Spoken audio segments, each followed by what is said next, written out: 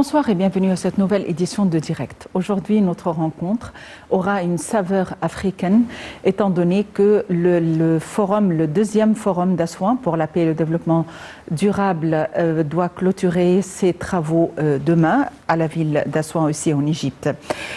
Aussi, le président Abdel Fattah el-Sisi a reçu ce matin au palais d'Al-Ittihadiyya au Caire son homologue de la Guinée-Bissau, Umaro Sissoko Embalo, pour des discussions concernant des causes et des sujets d'intérêt commun. Il faut dire qu'en même temps, le chef de l'État a exprimé à travers une déclaration avancée par le Premier ministre Dr Mostafa Madbouli que les peuples africains méritaient un meilleur système ou la promotion du système sanitaire en Afrique. Et évidemment, la paix, la sécurité et la stabilité en Afrique sont au cœur des efforts déployés par les dirigeants africains.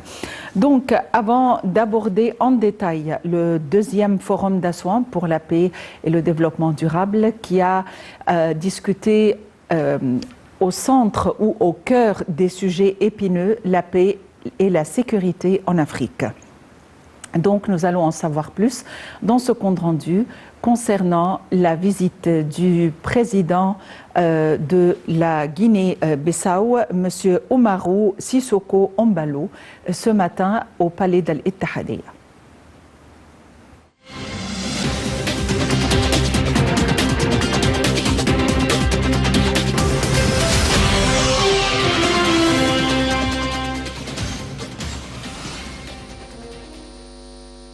L'Égypte est prête à renforcer la coopération bilatérale avec la Guinée-Bissau à tous les niveaux afin de soutenir ses efforts de développement, en particulier dans les domaines des échanges commerciaux, de l'infrastructure et de l'investissement, a déclaré aujourd'hui le président Abdel Fattah el-Sisi lors de l'entretien avec son homologue bissau-guinéen Umaro Sissoko Embalo au palais d'Al-Ittihadiyya.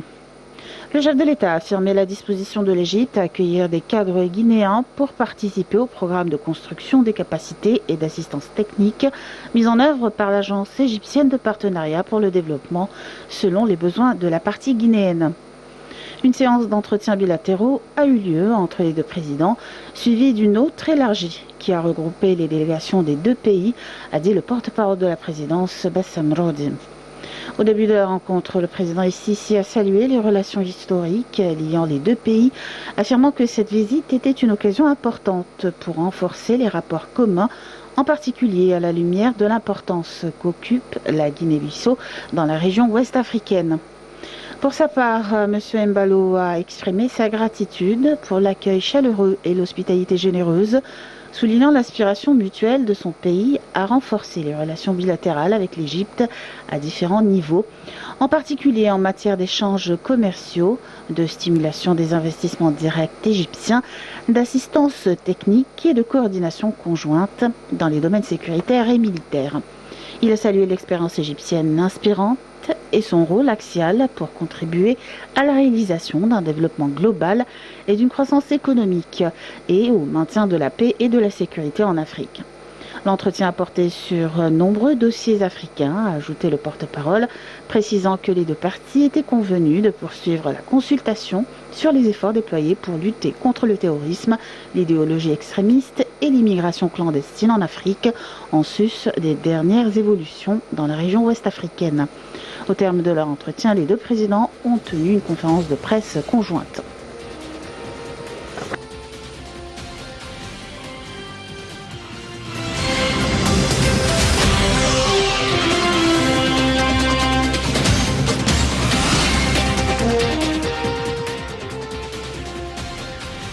Concernant toujours l'Afrique qui est au cœur des priorités de l'Égypte, le chef de l'État a prononcé un discours au deuxième forum d'Assouan pour la paix et le développement durable. Le chef de l'État qui a prononcé ce discours mardi à la séance inaugurale du deuxième forum d'Assouan pour la paix et le développement durable. Au cours de ce discours, le chef de l'État a mis en garde contre le terrorisme qui menace la sécurité et la sûreté des peuples de la région. Nous avons plus d'informations dans ce compte rendu. Intervenant lors de l'inauguration du deuxième forum d'Assouan pour la paix et le développement durable, le président Abdel Fattah el-Sisi a déclaré que les défis dégénérés par la pandémie du coronavirus n'allaient pas décourager les pays africains de suivre la mise en place de l'agenda du développement de l'Afrique. Il a ajouté que l'Afrique continue de souffrir des dangers des conflits armés et des guerres civiles qui menacent la durabilité de la sécurité sur le continent, alors que le terrorisme tente de saper la stabilité des peuples, en plus des phénomènes transnationaux qu'il entraîne, tels que la contrebande et la propagation d'armes, l'augmentation de la criminalité organisée, la traite des êtres humains, l'immigration clandestine et les déplacements forcés. Il a souligné l'importance de choisir les arts, la culture et le patrimoine comme thème de l'Union africaine pour l'année 2021 en tant que puissance douce dans le rapprochement des peuples d'une manière qui permet de faire face aux défis.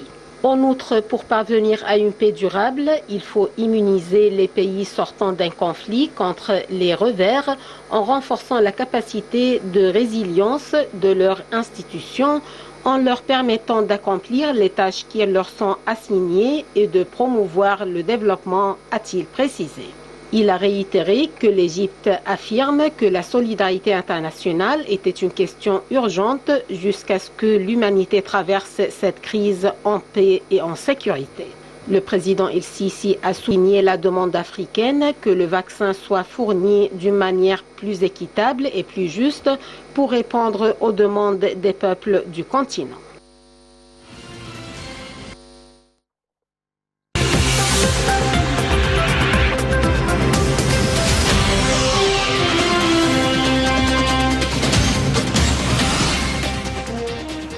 Et pour nous donner plus d'éclaircissements, nous avons le plaisir d'avoir en ligne son Excellence, Monsieur l'ambassadeur Ahmed Abdellatif, directeur exécutif du Forum d'Assouan.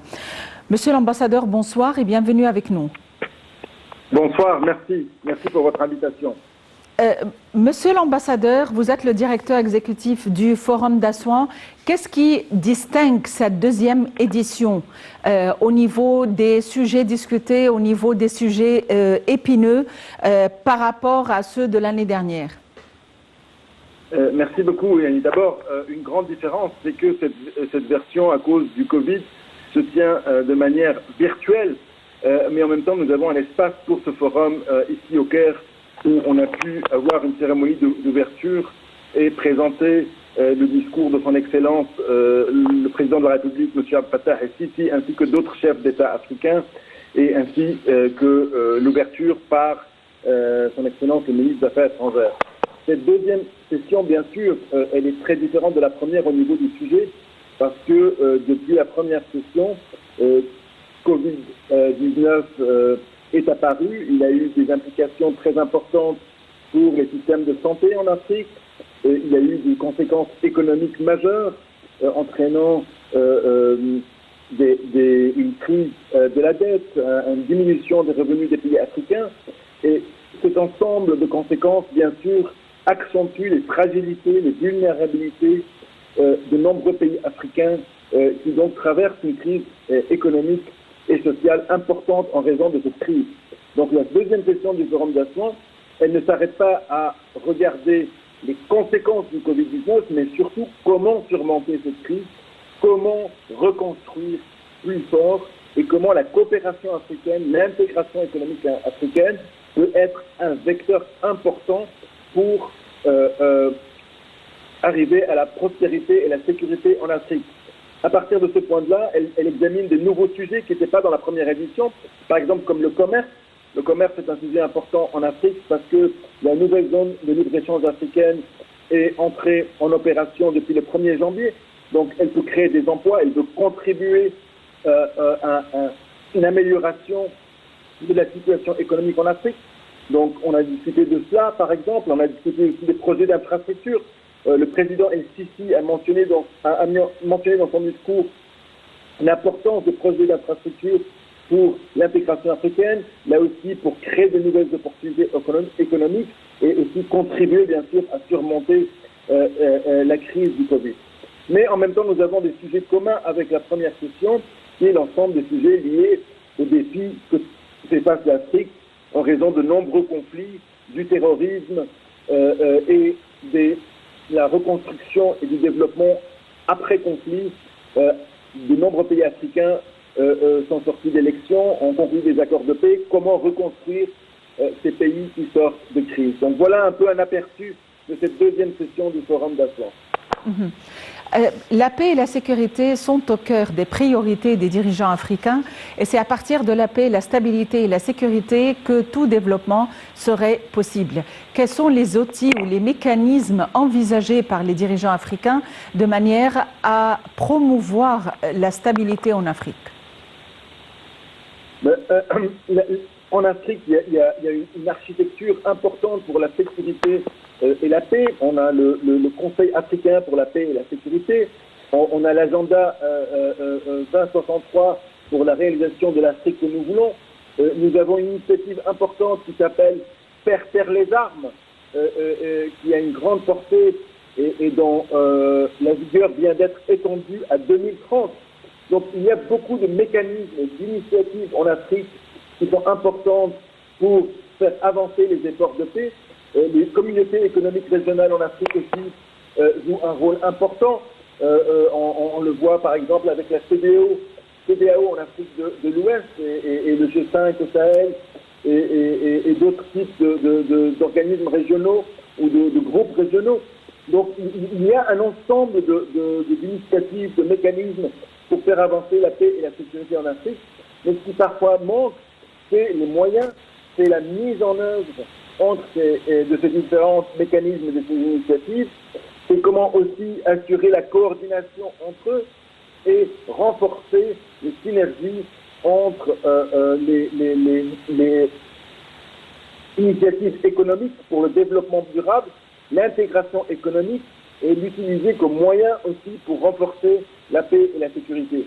Donc la paix et la sécurité en Afrique doit être, on doit avoir une approche holistique, une approche qui est à long terme, une approche qui implique gouvernement et société tout entière et pas seulement un secteur ou un mécanisme spécifique. Monsieur l'ambassadeur, un développement durable nécessite une certaine infrastructure, nécessite un échange, nécessite des projets à long terme. Est-ce que l'infrastructure en Afrique et ce genre d'échanges sont prêts de manière à instaurer une bonne base et une bonne plateforme de développement durable, notamment pour les jeunes? Oui, alors écoutez, l'Afrique a un agenda très ambitieux pour faire avancer les projets d'infrastructure et il y a de nombreux projets d'infrastructure, par exemple d'infrastructures d'électricité, de faire renforcer la capacité d'exporter de l'énergie d'un pays africain à l'autre. Il y a des projets d'infrastructures routières, des nouvelles routes du Caire au Cap, par exemple, ou de l'Égypte au Tchad. Donc ces projets-là avancent bien sûr, mais cela prend du temps, cela prend des investissements et aussi cela prend une volonté politique qui est là. Mais aussi ça demande des partenariats avec les acteurs internationaux, avec les organismes multilatéraux de financement, avec le secteur privé. Donc là aussi, il faut un ensemble d'acteurs, les pays, les gouvernements, le secteur privé, les organismes multilatéraux de financement internationaux, les organismes régionaux aussi, comme la Banque africaine de développement, qui est pour la première fois un partenaire stratégique du Forum d'Assouan et qui a souligné l'importance de ce projet d'infrastructure dans nos débats. Et il faut cet ensemble d'efforts de différents acteurs ensemble pour faire avancer ces projets d'infrastructure. Mais ces projets d'infrastructure, ils sont là. C'est une grande priorité pour les dirigeants africains. Ils l'ont réaffirmé durant le Forum d'Assouan, durant les délibérations et les discussions.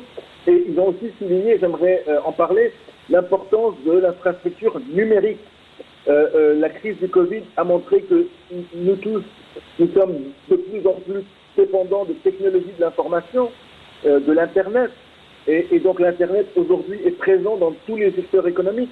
Donc l'infrastructure numérique est aussi quelque chose de vital pour l'Afrique.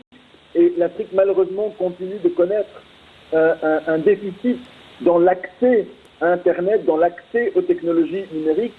Et on a aussi discuté de cela durant le forum d'Assouan, et on a discuté des partenariats pour combler ce déficit. Nous avons eu comme partenaire pour ce forum aussi la compagnie Twitter, le réseau social, qui est aussi important pour les jeunes. Vous avez mentionné les jeunes, donc c'est aussi les jeunes qui sont mobilisés et qui s'intéressent à ces technologies de l'information, et donc ils seront aussi les bénéficiaires importants de la modernisation de l'infrastructure numérique de l'Afrique. Monsieur l'ambassadeur, un des moyens susceptibles de lutter contre le terrorisme en Afrique, c'est les projets incubateurs qui engagent la jeunesse et évitent qu'il y ait des chômages ou qu'il y ait des rancunes ou qu'il y ait une jeunesse qui se trouve à l'écart de la société, une jeunesse marginalisée, une jeunesse égarée. Ceci est un moyen aussi de lutte contre l'immigration clandestine.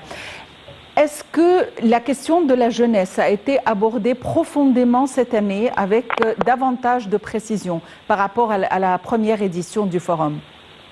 Merci beaucoup de soulever cette question. Vous avez tout à fait raison. Ces projets sont très importants pour la jeunesse. Et la jeunesse a un rôle essentiel sur l'avenir de l'Afrique. La plus grande majorité de la population de l'Afrique, elle est composée de la jeunesse. Et donc, une grande différence avec la première édition du Forum d'Assouan, c'est que cette deuxième édition va inclure pour la première fois un dialogue de la jeunesse pour écouter les suggestions, les propositions des jeunes africains pour surmonter la crise actuelle, pour innover, pour entreprendre, pour faire avancer l'Afrique. Et ce dialogue de la jeunesse amène des jeunes qui s'occupent ou travaillent dans les différents thèmes qui intéressent le Forum d'Assouan. Donc il y a des jeunes qui sont des entrepreneurs, d'autres qui travaillent sur la consolidation de la paix et le renforcement de la paix, d'autres sur le changement climatique, d'autres sur les questions de santé. Et tous ces jeunes-là apportent leur contribution au Forum d'Assouan, leurs idées, leurs propositions, et ils sont une composante essentielle de cette édition du Forum d'Assouan cette année. Mais il y a aussi une composante importante qui est à souligner, qui est la femme. Et les femmes aussi ont une place importante, comme dans le premier forum. L'agenda, le rôle de la femme dans les efforts de paix, dans avancer la paix et la sécurité et le développement durable, elle a un rôle essentiel. Et nous avons eu aussi une question de haut niveau sur cette question et qui a débattu des moyens de renforcer les opportunités économiques, aussi bien pour les jeunes que pour les femmes. Et enfin, je voudrais dire aussi que c'est aussi bien la jeunesse que le rôle des femmes ont été deux thèmes importants qui ont été mentionnés dans de nombreux discours de chefs d'État africains au Forum d'Assouan et notamment du président El-Sisi aussi. Quand l'Égypte a assuré la présidence tournante de l'Union africaine il y a quelques années, le chef de l'État a érigé un pont d'entente et de communication et d'échange entre les pays arabes et les pays africains en y engageant la jeunesse. Est-ce que cet horizon ou cette étendue arabe a rajouté quelque chose au développement en Afrique? Mais bien sûr, l'Afrique, les partenariats avec le monde sont très importants pour l'Afrique. Les partenariats avec, bien sûr, tous les aires géographiques et culturelles qui font partie de l'Afrique, qui l'entourent. Et bien sûr, le monde arabe est dans la proximité géographique immédiate de l'Afrique. Donc, bien sûr, l'initiative du président El-Sisi de créer un pont entre ces deux mondes, de renforcer les liens à travers la jeunesse, apporte une contribution importante au dialogue, à la recherche d'une solution qui est très précieuse pour surmonter la crise actuelle. Et on a vu par exemple aussi que le président de la Tunisie a fait un discours important au Forum d'Assouan où il reflète l'engagement de pays qui sont à la fois arabes et africains pour l'avancement de l'Afrique et des progrès qu'elle réalise pour renforcer la paix, la sécurité et le développement durable. Le chef de l'État a indiqué que les peuples africains méritaient la promotion des systèmes sanitaires et méritaient que davantage d'efforts soient déployés de manière à promouvoir l'état de santé des populations africaines et notamment à la lumière de la pandémie. Dans quelle mesure pensez-vous que la question sanitaire a été pointée du doigt durant les discussions du forum? Merci aussi de poser cette question. La question sanitaire a bien évidemment été abordée dans le deuxième forum d'Assouan.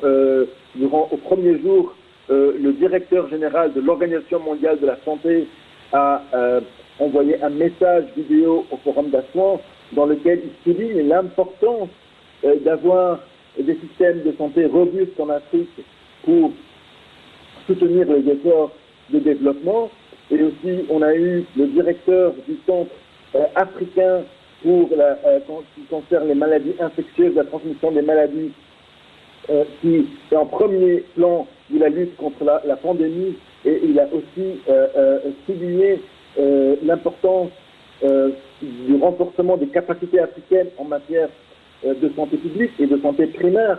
Surtout, on voit que les pays qui résistent le mieux à la pandémie, ce sont les pays aussi qui ont des systèmes de santé efficaces qui fonctionnent.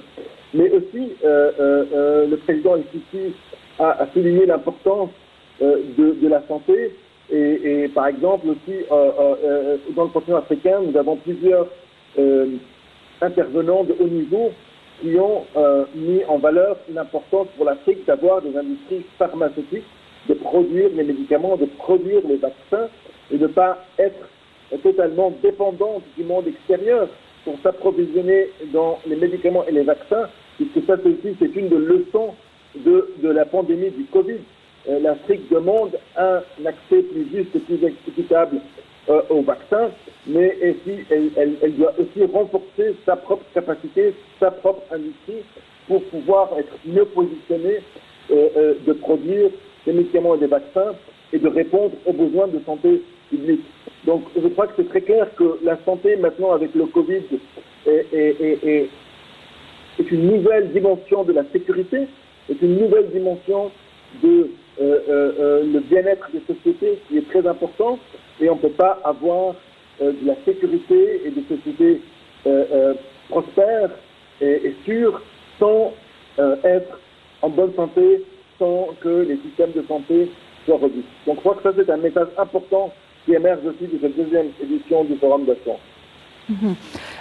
Les pays africains ont toujours aspiré à la création d'un marché africain commun, ont évoqué ou envisagé ou rêvé, disons-le, d'avoir une monnaie ou une devise africaine commune, un passeport africain commun. Sommes-nous sur la voie de la réalisation d'un tel rêve? Je crois que la volonté politique existe chez tous les dirigeants africains de faire avancer l'intégration africaine. Et je crois que le plus bel exemple de cela, c'est que malgré la pandémie, malgré les défis posés par le Covid-19, les chefs d'État africains ont insisté, ont eu la volonté de mettre en œuvre, d'opérationnaliser la zone de libre-échange africaine qui est entrée en vigueur le 1er janvier, alors que nous sommes en pleine pandémie. Et je crois que ça, c'est un signe très fort de l'Afrique, que l'Afrique veut avancer sur la voie de l'intégration, sur la voie de l'intégration régionale, de diminuer les barrières qui font face au commerce entre les pays africains. Et je crois que c'est très important de continuer sur cette voie. On verra, je l'espère, des pas encore autres que ceux que j'ai mentionnés, mais je crois que certaines mesures prennent plus de temps que d'autres, mais il y a beaucoup de projets africains importants d'infrastructures, d'échanges économiques qui sont en préparation et qui, je crois, vont avoir un impact important sur les efforts de développement durable pour le continent. Monsieur l'ambassadeur Ahmed Abdellatif, au terme de notre entretien pour lequel nous vous remercions infiniment, à votre avis, quelles seraient les recommandations les plus importantes qui seront avancées demain au terme de la conférence ou au terme de ce forum?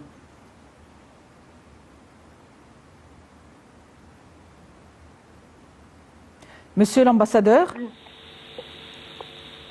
nous remercions... Allô? Monsieur l'ambassadeur, êtes-vous toujours en ligne? Oui. Nous remercions Monsieur l'ambassadeur Ahmed Abdellatif, qui est le directeur exécutif du Forum d'Assouan dans sa 2e édition.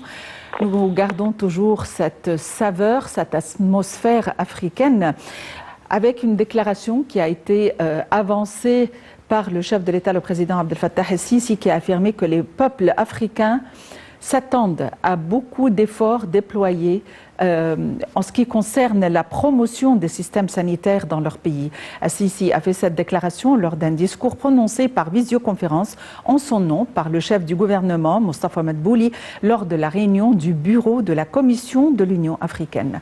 Perihan Farou va nous en dire plus dans ce compte rendu. Les peuples africains s'attendent à beaucoup et méritent tant d'efforts de la part des dirigeants pour promouvoir les systèmes sanitaires dans leur pays. C'est ce qu'a déclaré hier le président Abdel Fattah el-Sisi lors d'un discours prononcé en son nom par le chef du gouvernement Mostafa Madbouli lors de la réunion du bureau de la Commission de l'Union africaine tenue par visioconférence. Cela exige, a-t-il dit, de poursuivre les efforts assidus pour réaliser cette modernisation et pour développer et faire évoluer l'action continentale ainsi que la solidarité internationale afin de pouvoir dépasser les défis négatifs imposés par la pandémie du coronavirus. Nous devons toujours mettre devant nous, a dit Monsieur le Président, les aspirations et les espoirs de nos populations africaines qui s'attendent de nous de leur assurer le vaccin. C'est pourquoi nous parlons d'une seule voix devant les instances régionales et internationales afin de promouvoir le système sanitaire africain, a affirmé le président el-Sisi dans son allocution. La réunion du bureau de la Commission de l'Union africaine est tenue sous la présidence du président de la République démocratique du Congo, Félix Tshisekedi, qui assume la présidence actuelle de l'Union africaine, et avec la participation du président français Emmanuel Macron pour discuter des moyens susceptibles d'assurer le vaccin anti-Covid-19 aux pays africains. Le chef de l'État a apprécié dans son discours la participation du président français et sa coordination continue avec les membres du bureau de la Commission de l'Union africaine. El-Sisi a également valorisé les efforts du président Macron pour appuyer les systèmes sanitaires et médicaux des pays africains face à la pandémie du coronavirus, ce qui permettra à ces pays de recevoir équitablement le vaccin anti-Covid-19 dans le temps propice et à des prix abordables. Le chef de l'État a dit dans son allocution que le président Macron avait représenté la voix africaine devant le dernier sommet du G7, ce qui s'est positivement reflété sur les résultats importants obtenus de ce sommet.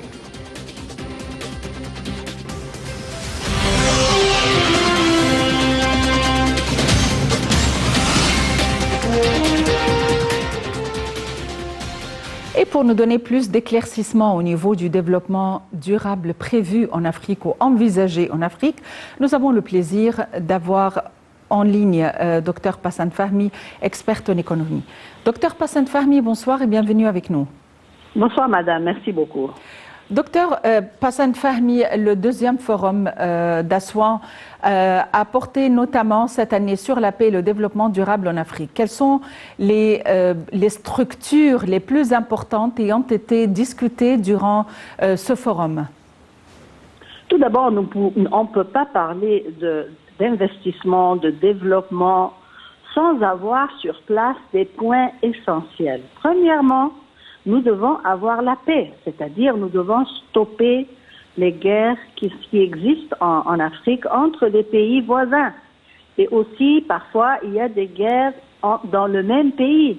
Deuxièmement, question de terrorisme. Ça, c'est vraiment quelque chose qu'on ne peut jamais parler de développement sans vraiment mettre une solution à ce problème. Troisièmement, il y a le problème aussi de la stabilité sociale.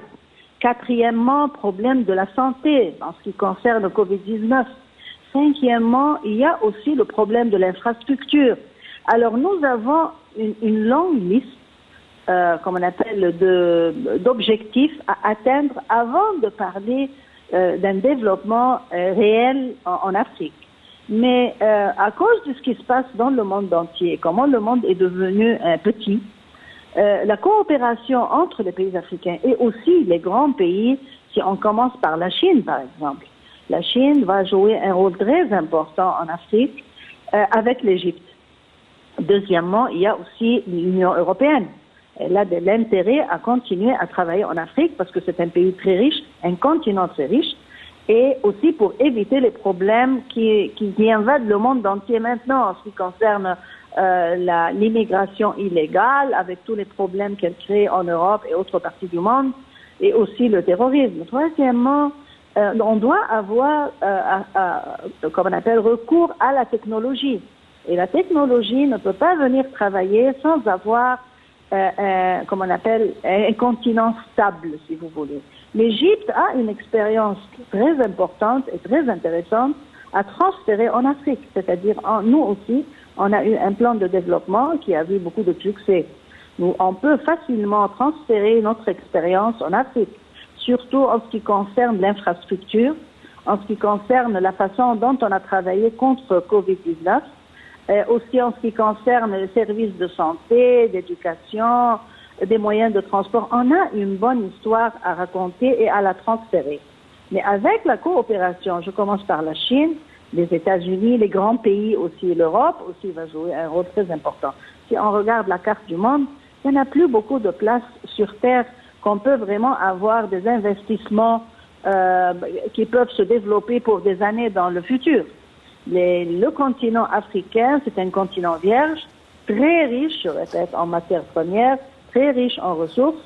Alors que ça soit investissement dans les ressources comme le pétrole, le gaz, l'or, l'uranium, ou bien dans l'agriculture, la pisciculture, c'est-à-dire l'économie verte et bleue, et l'infrastructure aussi doit être développée. Alors l'Afrique a un long trajet à prendre, mais l'Égypte va jouer un rôle très important.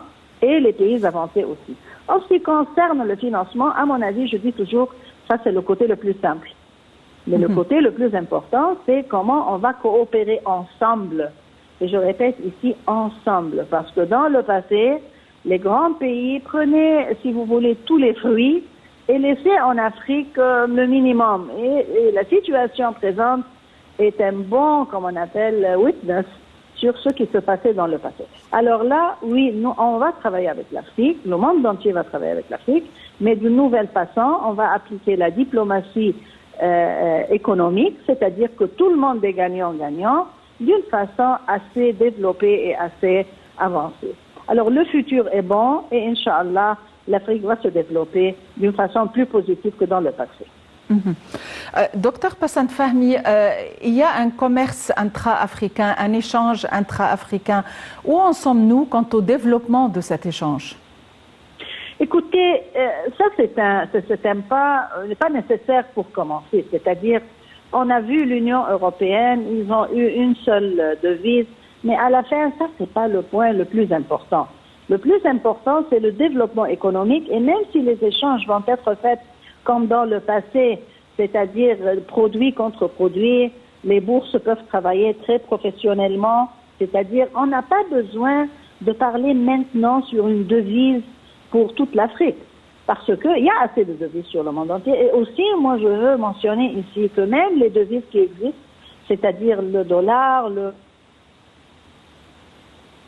va pas continuer, et peut-être d'autres devises vont être sur place, surtout avec la technologie qui avance, que les gens ou les pays n'ont pas besoin vraiment d'échanges physiques de devises. Ça va être un système monétaire, économique, à mon avis personnel, tout à fait différent que dans le présent. Alors, une devise pour l'Afrique, à mon avis personnel, c'est pas très important. Docteur Passant Fahmy, vous avez dit le financement n'est pas un problème, mais pour les petits projets, surtout les micro-projets, notamment dans les sociétés rurales africaines, pour les projets tenus par les femmes rurales qui n'ont pas d'accès aux banques, qui ont besoin d'institutions financières pour financer leurs projets, qui ont toujours besoin de personnes intermédiaires pour commercialiser leurs produits et les lancer sur les marchés. Et ces personnes intermédiaires prennent beaucoup d'argent, prennent une bonne partie de leurs bénéfices. À votre avis, comment faire de manière à avoir davantage d'institutions financières en Afrique? Ce genre d'économie, c'est-à-dire le microfinancement, ça c'est la base de la stabilité sociale. Alors, ça doit être pris pour commencer par les gouvernements. Pourquoi? Parce que ça c'est un point très essentiel et principal pour la stabilité sociale et la sécurité sociale. C'est pas vraiment une économie au commencement, une économie qui fait vraiment gagner ou constitue une base très importante dans l'économie du pays, mais c'est une base très importante pour la stabilité sociale. C'est pour cela que moi, quand j'ai mentionné c'est facile, oui, parce que tout le monde doit participer, surtout les institutions privées, pour assurer la stabilité sociale dans le pays. Et aussi, il y a un pas qui est très important, ça n'a pas été pris dans aucun pays africain, y compris l'Égypte. Nous devons avoir une banque spécialisée pour les microfinancements, micro et petits. Et je répète, une banque spécialisée. Et ça, c'est facile à faire. C'est pour cela que j'ai dit c'est facile.